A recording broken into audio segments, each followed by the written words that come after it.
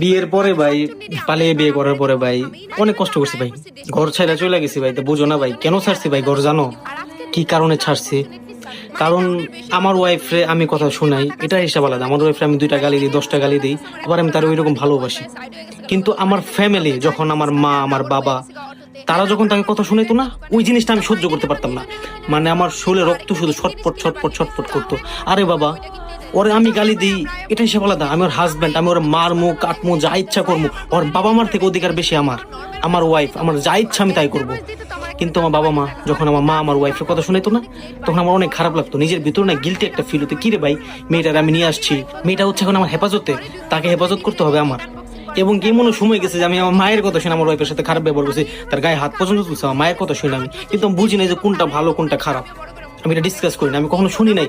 আমি শুধু আমার মায়ের কথা শুনছি, কখনো কি আমি আমার ওয়াইফের কথা শুনি নাই যে ও বেচারিটা আমার কি